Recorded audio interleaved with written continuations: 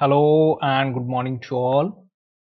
I am Prashant your UPSC CSC faculty और आज Sunday है लेकिन फिर भी आज हमारा करंट अफेयर्स का क्लास होगा and in today's class we are going to discuss almost 5 important current affairs topics. ठीक है, तो आज है अक्टूबर 22 और आज के इंपॉर्टेंट टॉपिक्स हमें डिस्कस करने हैं। तो फर्स्ट टॉपिक हम कौन सा डिस्कस कर रहे हैं? Let's try to understand. That is Gaganyaan. Okay, तो गगनयान के रिगार्डिंग हमें डिस्कस करना है कि उसका जो क्रू एस्केप सिस्टम है उसका सक्सेसफुल टेस्ट हुआ है अभी रिसेंटली। तो ये काफी अच्छी न्यूज है हमारे लिए, which is there on front page itself. So that we are going to discuss. उसके बाद सेकंड न्यूज हमें डिस्कस करनी है NGT, national green tribunal and GRAP, that is graded response action plan. तो ये क्या है?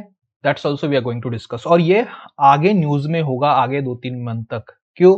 Because this is with respect to Delhi pollution. Okay, तो दिल्ली में जो पोल्यूशन है उसकी लेवल सब किक ऑफ हो चुकी है। There are observations in the NGT regarding that, और ग्रेडेड रिस्पॉन्स एक्शन प्लान भी अब किक ऑफ होगा। तो ये सारे एस्पेक्ट जो है आगे 2-3 महीने तक आपको देखोगे आप, ये डिस्कशन में होगा। ओके, उसके बाद क्योंकि विंटर सीजन में दिल्ली में पोल्यूशन ज्यादा होता है तो उस पर आगे काफी आर्टिकल्स भी हो गए आपके कि क्या दिल्ली में पोल्यूशन इतना क्यों होता है, all these things. So you have to read that time. फिर उसके बाद प्रोजेक्ट उद्भव, एक काफी नॉवेल इनिशिएटिव है हमारे इंडियन आर्मी का और इसके भी हमें डिस्कस करना है। Then comes the comprehensive nuclear test plan treaty which we are discussing because of Russia. Okay, तो Russia is now planning to withdraw from this particular treaty, तो इसको भी हमें डिस्कस करना है। And then comes our dam safety act. Okay, तो ये dam safety act जो है यहाँ we are going to discuss over here. Dam safety act particularly what we are going to discuss is prelims point of view से आपको discuss करना है। FAQ section में इसके बारे में कुछ इंफॉर्मेशन हमें दिया गया है। Okay, so let's start with the first topic, that is Gaganyaan. Gaganyaan के बारे में हमें डिस्कस करना है। तो what is the news first of all, let's try to understand and then will discuss the Gaganyaan. Okay, तो न्यूज ये है कि गगनयान की जो फ्लाइट सिस्टम है उसमें एक इंपॉर्टेंट सिस्टम होता है क्रू एस्केप सिस्टम। क्या है ये system? Will discuss that. Okay, तो ये क्रू एस्केप सिस्टम का सक्सेसफुल टेस्ट फ्लाइट जो है that is conducted by the ISRO and which is good news for us. तो इस क्रू एस्केप सिस्टम को हम the test vehicle abort mission 1 that is टीवी-D1 फ्लाइट ये भी कह सकते हैं। ओके, तो क्या है क्रू एस्केप सिस्टम या test vehicle abort mission 1 flight जिसका सक्सेसफुल टेस्ट हुआ है? We are going to discuss that. याद रखना, गगनयान का कोई अभी तक फाइनल कोई सक्सेसफुल टेस्ट नहीं है, ये उसमें एक सिस्टम है उसका एक सक्सेसफुल टेस्ट हुआ है, which is of course a very important step in developing the Gaganyaan further. अब गगनयान क्या है? गगनयान हमारा ऑफकोर्स एक मैन्ड, प्लान्ड मैं कह सकता हूं, प्लान्ड मैन्ड स्पेस फ्लाइट है। What is this? ये हमारा प्लान मैन स्पेस फ्लाइट है कि जिसके थ्रू वी आर प्लानिंग कि 3 एस्ट्रोनॉट्स है that will be sent to the space. Space में कहा लो अर्थ ऑर्बिट जो है, okay, low earth orbit around 300 to 400, ठीक है, किलोमीटर का जहां है हाइट पे, यहाँ लो अर्थ ऑर्बिट में वी आर प्लानिंग कि 3 जो है एस्ट्रोनॉट्स हमारे मैन मतलब स्पेस फ्लाइट है ये यहाँ सेंड की जाएगी। ओके, तो ये लो अर्थ ऑर्बिट के बारे में यहाँ याद रखिएगा। तो ये प्लान मिशन हमारा है। ऑफकोर्स हमारे जो टारगेट्स थे इसको पहले ही हमें सक्सेसफुली टेस्ट करके लॉन्च करना था, बट बिकॉज ऑफ द कोविड-19 ये फर्दर पोस्टपोन हुआ है पर्टिकुलर प्रोजेक्ट। ठीक है, तो ये प्रोजेक्ट कैसे इंप्लीमेंट किया जाएगा? Let's try to understand. ये 3 स्टेजेस में ब्रॉडली हम कह सकते हैं कि इसको इंप्लीमेंट किया जाने वाला है। तो पहले क्या होगा, इसकी कुछ आप कह सकते हो कि फर्स्ट 2 स्टेजेस है, ओके, उसमें 2 बार इसमें लॉन्चिंग होने वाली है। देयर इज 2 टाइप इसमें लॉन्चिंग होगा। ये अनमैन्ड व्हीकल का लॉन्चिंग होगा एक्चुअली। लो अर्थ ऑर्बिट में क्या होगा? अनमैन्ड व्हीकल का लॉन्चिंग होगा। ओके, तो उसमें जो सेकंड खास करके फर्स्ट अनमैन्ड व्हीकल लॉन्च होने के बाद फिर से सेकंड एक we are going to try, इसमें we are going to use the humanoid robot. Second time जब ये फ्लाइट फिर से होगा उस वक्त ह्यूमनॉइड रोबोट जिसको हम कहते हैं योमित्रा, ये जो है वहां भेजा जाएगा। ओके, और जब ये 2 टाइम जब ये सक्सेसफुल ये मिशन होगा हमारा, जिसमें आपको से अनमैन्ड मिशन होगा, सेकंड टाइम तो हम उसमें ह्यूमनॉइड रोबोट भेजने वाले हैं, थर्ड टाइम फिर उसके बाद जो है man flight will go. Okay, तो अभी तो हमें फर्स्ट स्टेज ही अचीव करनी है, बट फर्स्ट स्टेज अचीव करने के लिए जो क्रूज एस्केप सिस्टम होती है उसका टेस्टिंग हमने काफी अच्छे से कल किया है, सक्सेसफुली किया है। तो which rocket will be use for launching this? That is JSLV MK3 mark 3, इसको हमें याद रखना है। ओके, और इसमें जो एस्ट्रोनॉट्स को आपको ट्रेनिंग होगा, ये ट्रेनिंग रशिया में होने वाला है। ओके, तो ये काफी इंपॉर्टेंट हमारे लिए सक्सेस होगा। चंद्रयान 3 हमने ऑलरेडी सक्सेसफुली लॉन्च किया है। जब भी गगनयान हमारा जो आएगा, और उस वक्त फर्स्ट टाइम लाइक इंडिया का एक फ्लाइट, मैन स्पेस फ्लाइट है, उस वक्त लॉन्च हो सकता है। ओके, अब देखिए कि जो मैं कह रहा हूं कि क्रू एस्केप सिस्टम अभी रिसेंटली जो कल कह सकते हैं कि इसका सक्सेसफुल टेस्ट हुआ, ये क्या है? देखिए, नाम में ही है क्रू एस्केप सिस्टम। तो गगनयान का जो क्रू होगा, okay, means those main and women astronaut उसमें जो होंगे, जो क्रू होगा, इसके एस्केप की ये सिस्टम है in case of emergency. Simple, देखिए नाम ही आपको सारा बताता है। क्रू एस्केप सिस्टम मतलब क्या कि गगनयान में मल्टीपल मॉड्यूल्स आर देयर, उसमें होता है एक crew module. Okay, in this crew module there will be astronauts, जो एस्ट्रोनॉट्स होते हैं इस क्रू मॉड्यूल में होंगे। ओके, अब लेट्स से गगनयान का जो है लॉन्च हो चुका है और there is some emergency. Okay, तो ये क्रू मॉड्यूल जो है ओवरऑल व्हीकल से डिटैच हो जाए।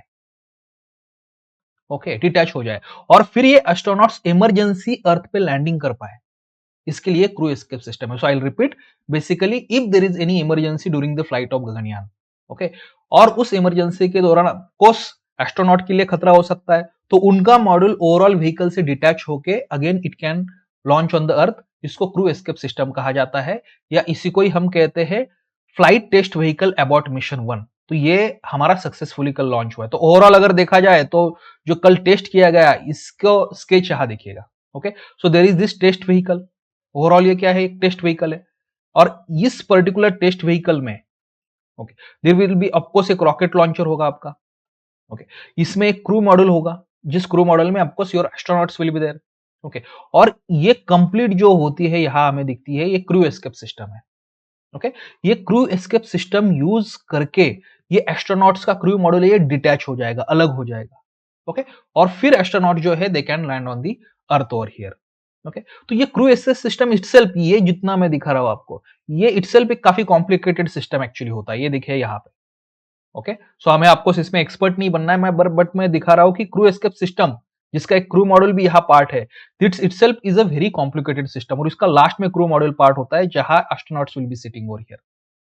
ओके, इसमें मल्टीपल स्टेजेस होते हैं, सीजेएम एलियम स्टेज, सीजेएम एलियम stage lower, upper, CS, conical shroud, ऐसे मल्टीपल स्टेज इसमें ये होता है।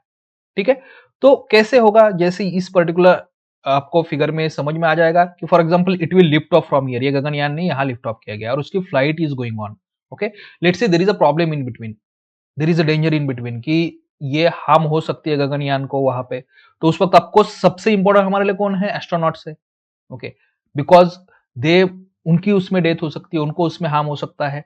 तो अगर जब फ्लाइट हो रहा है और उसी वक्त what will be the ideal situation इस इमरजेंसी के वक्त, कि आप उस क्रू मॉडल को डिटैच कर दो वहां से जिसमें एस्ट्रोनॉट्स आर देयर, और क्रू मॉडल यहाँ अर्थ पे आ जाए, तो फिर यहाँ ये कहीं ना कहीं डिटैच हो जाएगा by using what? Crew escape system. And then astronauts जो पैराशूट्स और बाकी उनका क्रू मॉडल जो है ये नीचे आ सकता है अर्थ पे। ओके, तो इसका सक्सेसफुल हमारा यहाँ टेस्ट हुआ है, that we should understand over here. Now let's go to the next news, that is NGT pulls up Punjab Delhi over bad air violations of the GRAP norms. Okay, now this issue will go on for few months now.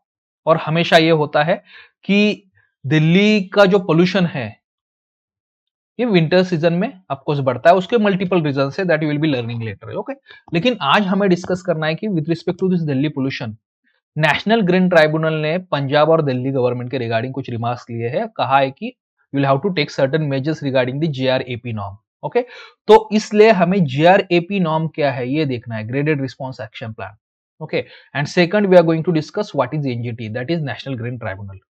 Okay, fine. So what is graded response action plan basically? Okay, graded response action plan ये specifically New Delhi के pollution के लिए, याद रखना। Okay, okay, अब इसको क्या कहते हैं हम? Graded response. This is very important, graded response. Graded response मतलब क्या है? कि there is a phase wise response या stage wise response. Stage wise response होगा या फेज वाइज रिस्पॉन्स होगा, means according to the quality of air in Delhi. Delhi का जो एयर क्वालिटी इंडेक्स है जितना खराब होगा उस तरीके से उस स्टेज में ये रिस्पॉन्स दिया जाएगा, उस तरीके से कुछ पॉल्यूशन कंट्रोल मेजर्स लिए जाएंगे। That's why it is called as a graded response action plan. जैसे जैसे एयर क्वालिटी इंडेक्स जो है दिल्ली का खराब होता है, उस तरीके से ग्रेडेड रिस्पॉन्स यहाँ होगा, उस तरीके से ज्यादा पोल्यूशन कंट्रोल मेजर जो है स्टेजेस में यहाँ लिए जाएंगे, उसको हम ग्रेडेड रिस्पॉन्स एक्शन प्लान कहते हैं। तो इसमें रिसेंटली जो है कुछ रिवीजन भी हुआ है, तो ये रिवाइज ग्रेडेड एक्शन प्लान यहाँ मैंने आपको दे रखा है नोट्स में। ओके, फॉर एग्जाम्पल अगर एयर क्वालिटी इंडेक्स दिल्ली की पुअर है, पुअर मतलब कितनी, 200 to 300 है। Okay, so that is the stage 1 of GRAP. तो उसमें कुछ एक्शंस ली जाएगी। फॉर एग्जांपल क्या होगा कि जो डीजल और पेट्रोल व्हीकल्स है, एक पर्टिकुलर जिनका ड्यूरेशन हो चुका है, ऑलरेडी एज हो चुका है, ऐसे उसके रिगार्डिंग कुछ ऑर्डर्स दी जा सकती है कि ये व्हीकल जो है रन नहीं कर सकते।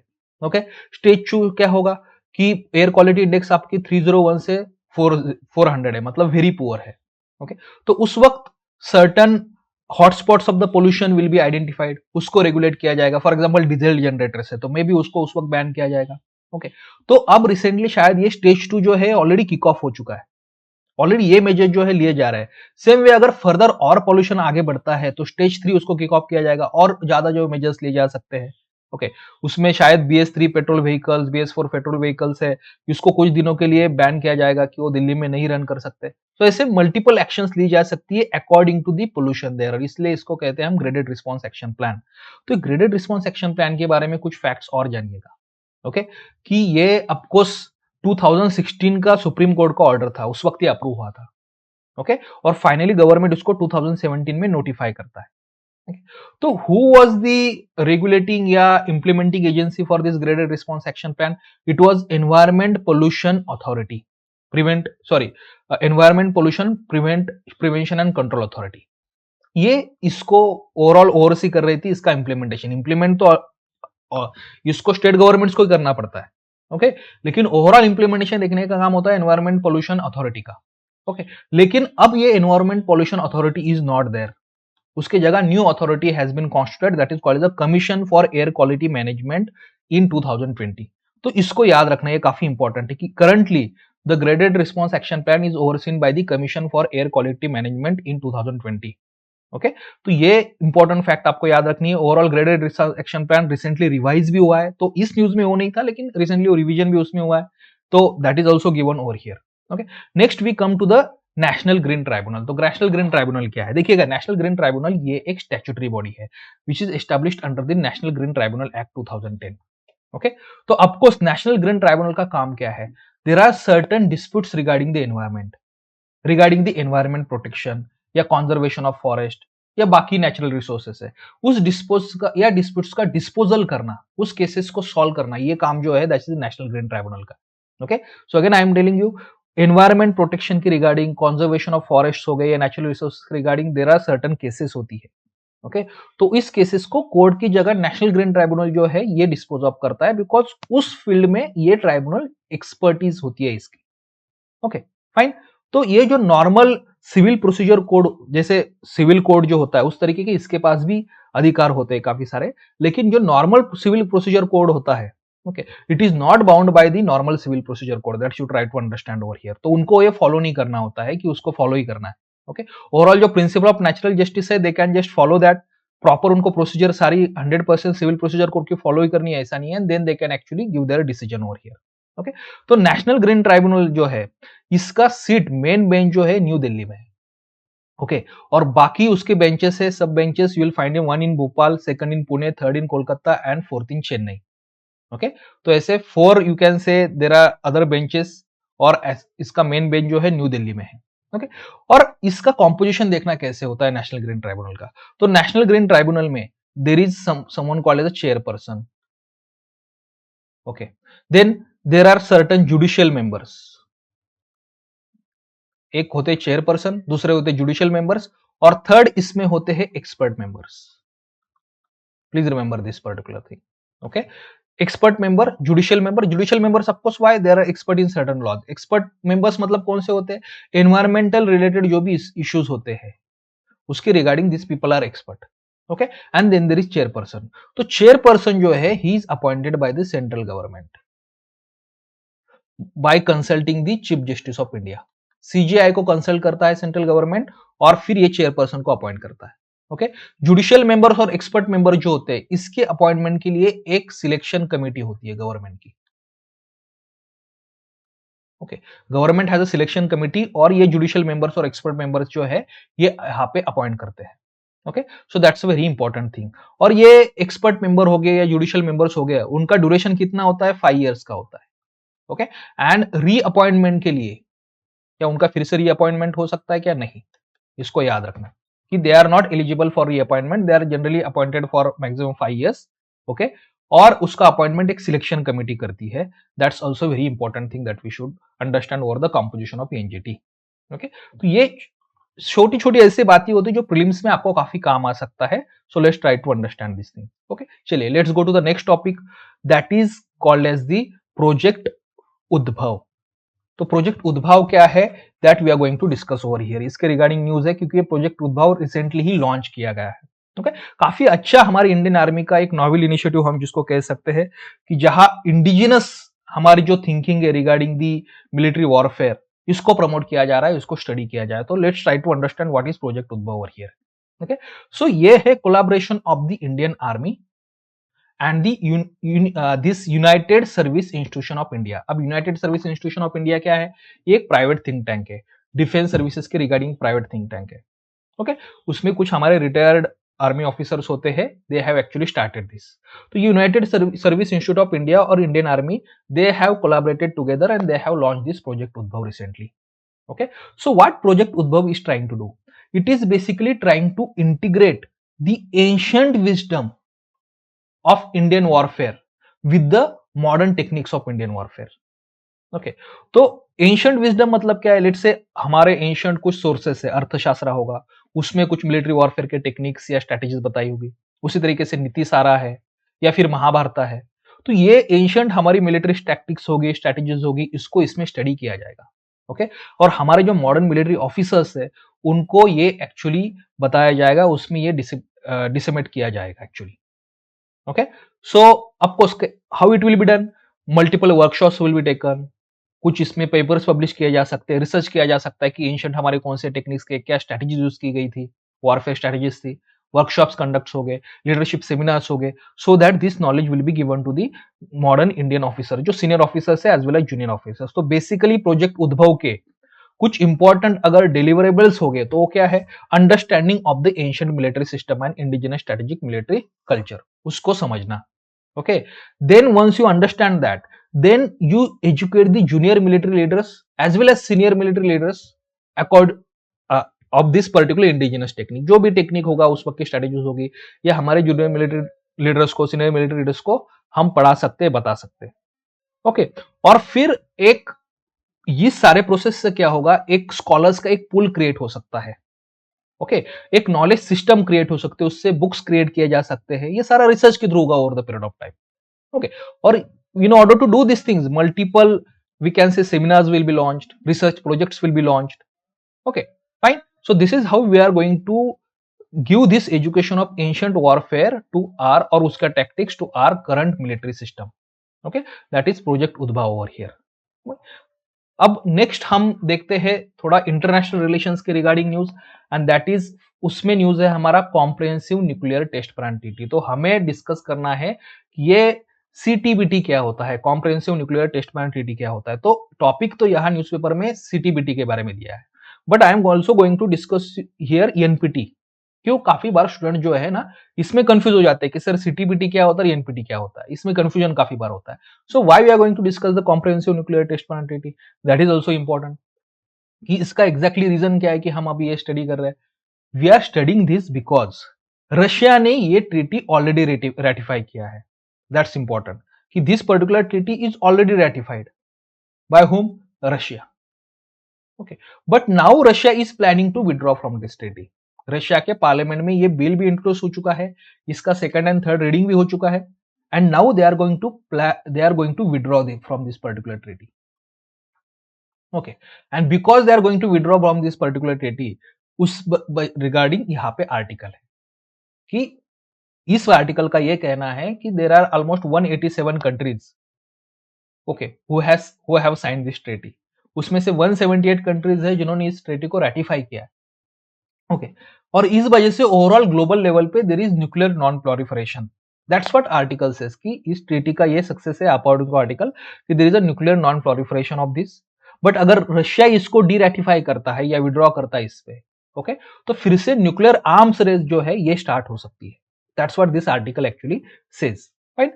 तो इस आर्टिकल को ज्यादा ना पढ़ते हमें देखना है कि ये सीटीबीटी है क्या जो रशिया ने इससे विड्रॉ किया है। Okay, fine. So let's try to understand what is comprehensive nuclear test ban treaty, या सीटीबीटी जो होता है ये क्या है। सी सीटीबीटी जो है या कॉम्प्रिहेंसिव टेस्ट बैन ट्रीटी जो है ये any sort of nuclear explosion जो होता है इसको बैन करता है। ओके, इस basically bans all sorts of nuclear explosions, मतलब जो हम न्यूक्लियर टेस्ट भी अगर कोई करता है देश, तो उसको भी ये comprehensive nuclear test ban treaty जो है ये बैन करता है। ओके, तो ये 1996 में यूएनजीए में अडॉप्ट किया गया था, मतलब उस वक्त डिस्कस किया गया, नेगोशिएट किया गया 1996 में। Okay, and then many countries actually signed this. Almost अगर अभी तक अगर देखा जाए तो we can say almost 182 countries जो है इसको साइन कर चुके हैं इस पर्टिकुलर ट्रीटी को। Okay, but try to understand this particular thing. This treaty bans all sort of nuclear tests that we have understood. 1996 में ये ऑलमोस्ट यहाँ यूएनजी में अडॉप्ट होता है। 182 कंट्रीज जो है इसको साइन किया है अभी तक इन्होंने, but this treaty has not come into force at. अभी तक ये ट्रेटी इंप्लीमेंट नहीं हुआ है, it has not come into force. Why? Okay, because इस ट्रेटी में एक कंडीशन है, in order to this treaty get implemented या in order to this treaty to come into force, okay, इस ट्रेटी के under there are certain countries which are called as annex two countries.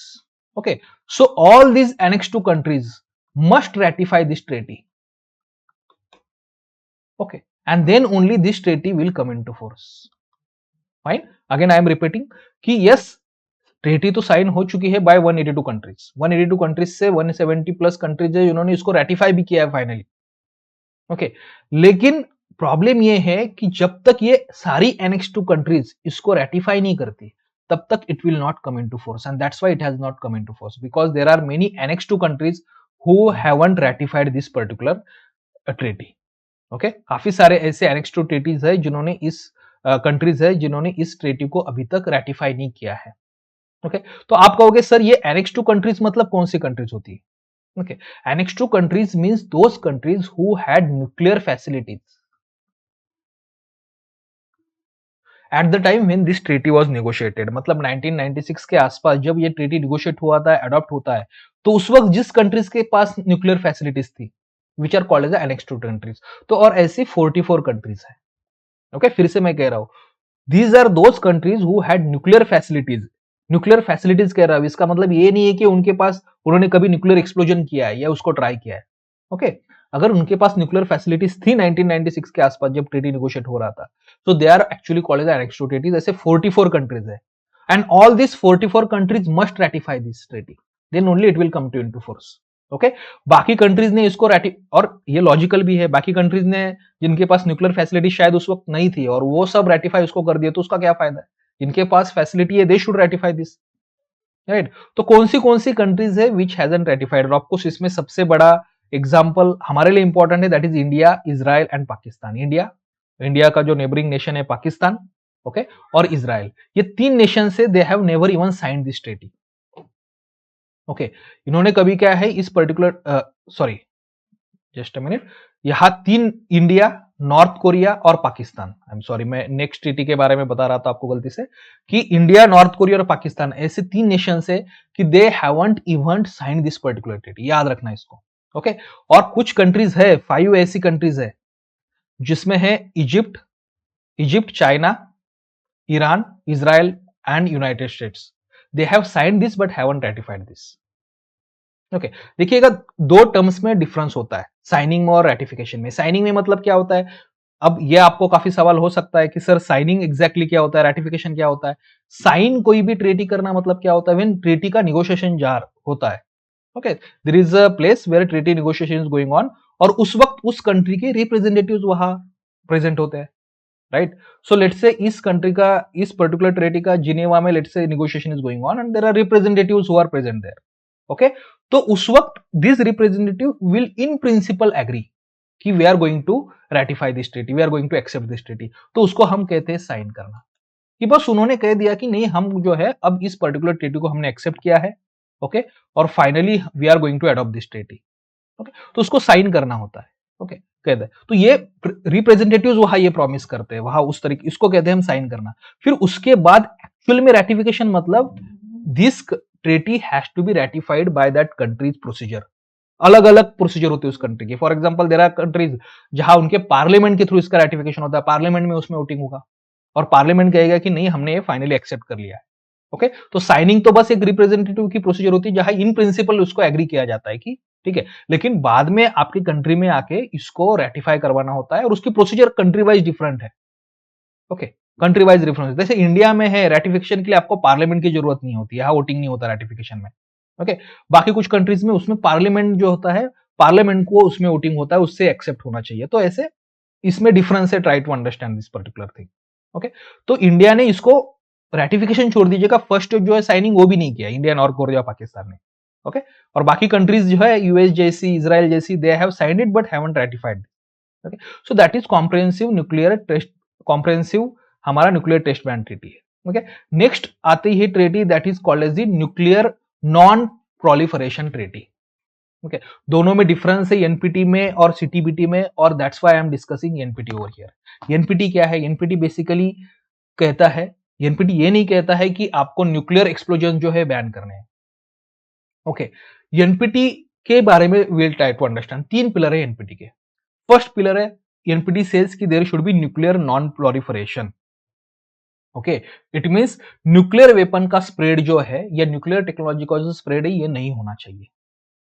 Okay, that is called as nuclear non proliferation, means nuclear technology को जो है spread नहीं होना चाहिए। Let's say there are certain countries, okay, उनके पास nuclear technology है, तो बाकी जिन कंट्री के पास न्यूक्लियर टेक्नोलॉजी नहीं है ना, उनके पास ये स्प्रेड नहीं होना चाहिए। That is first thing.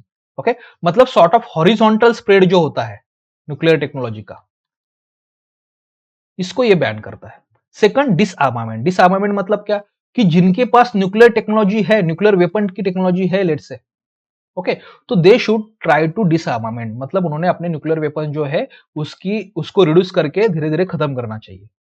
Okay, there are countries जिनके पास ऑलरेडी न्यूक्लियर वेपन्स है, तो they should actually reduce that nuclear weapon numbers and they should actually and that. Okay, और थर्ड है peaceful use of nuclear energy, कि nuclear energy का peaceful use जो है ये प्रमोट करना है। ओके, तो इस ट्रीटी में दो नेगेटिव एस्पेक्ट्स है, एक पॉजिटिव एस्पेक्ट है। पॉजिटिव एस्पेक्ट मतलब क्या? कि हियर एक एस्पेक्ट में ये कुछ चीज प्रमोट करना चाह रहा है। What is that? That is peaceful use of nuclear energy. For example, nuclear energy आप पावर क्रिएट करने के लिए यूज करते हो, तो दैट इज राइट। किसी मेडिसिन के लिए अगर आपको यूज करनी है तो दैट्स गुड थिंग, ठीक है। और दो नेगेटिव एस्पेक्ट ये है कि जिसमें ये कुछ चीज बैन करना चाह रहा है, क्या? कि न्यूक्लियर वेपन स्टेट से नॉन प्रोलिफ बाकी स्टेट्स को ये स्प्रेड ना हो। ओके, और जिनके पास ऑलरेडी है they also should try to disarm this nuclear weapons. Okay, अब इस ट्रीटी में देखिएगा what is further thing that's very important, कि इस ट्रीटी में ओवरऑल जितने नेशंस है उसको क्लासिफाई किया गया है। ओके, कैसे? एक कैटेगरी ऑफ नेशन है, उसको कहा जाता है ये है न्यूक्लियर वेपन स्टेट्स। काफी इजी करके मैं आपको बता रहा हूं, that is nuclear weapon states. Okay, so which are nuclear weapon states? Those states which had nuclear weapons, okay, prior to 1st Jan 1967.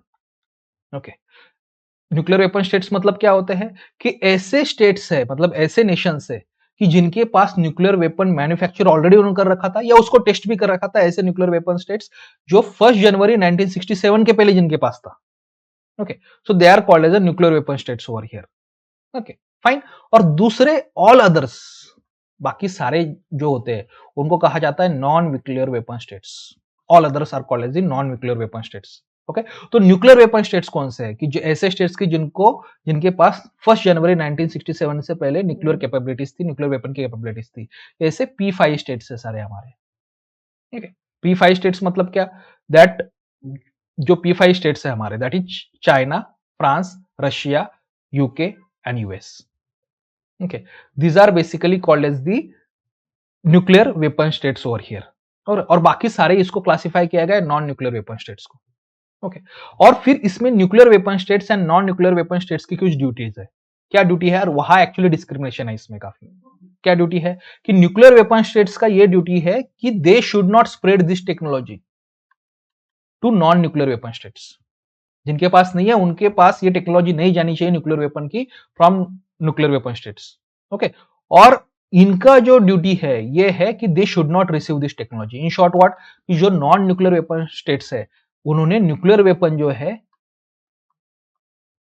ये डेवलप नहीं करना चाहिए, राइट।